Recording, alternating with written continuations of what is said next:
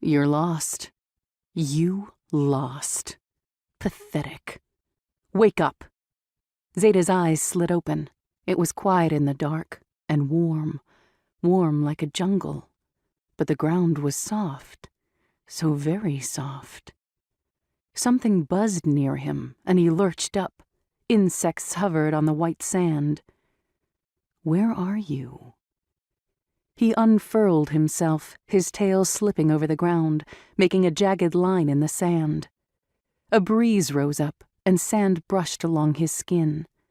The thin patches of red grass around him weaved back and forth. He looked up and saw an orange moon, no more than a sliver in the night sky. He leaned back and felt the touch of cool metal. He didn't need to see to know how bad the ship must look behind him. He could still smell the smoke in the air from the landing. He was curled up underneath one of the broken wings. He tilted his head up at the twisted metal. His nostrils flared, and he bared his teeth. He wasn't alone. Something was coming. He smelled the burning tang of metal first. Then he heard, over the buzz of insects, the low hum of a ship. The light hovered over, circling, searching. A guttural growl vibrated in his throat. He was too weak to fight, too weak. The ship hovered over the ground, and the white light blinded him. Run! He tensed, then bolted for the other side of the ship. His legs burned, and his sides burned even more, but he didn't dare stop. Sand kicked up around him as he raced across the dry land, raced for somewhere to hide. He heard the ship behind him, and rage exploded in him. He wasn't going to make it.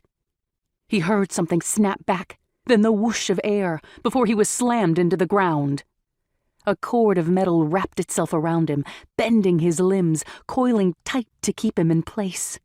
Before he could even let out his fury in a roar, something sharp stabbed him in the back and knocked him out. Jungle, vines, wrapping around him, suffocating him, breaking him. Vines that were alive, vines like metal. What happened? His eyes slid open, a sharp pain from light stabbing into his skull. No, he had escaped the place of death. He had failed, had suffered, but he had escaped. He had been free. He had escaped the planet where his death or his imprisonment had awaited. Fate had given him another chance. He had found a ship and had flown through the dark for a lifetime, or maybe only a moment, until he had lost his way, lost himself, and crashed on that dry land. And for what? He had been found after all. His eyes flicked over to one side, and all he could see was the blurred shapes behind a pane of glass. They were talking in hushed voices, words he didn't understand. They were not his kind.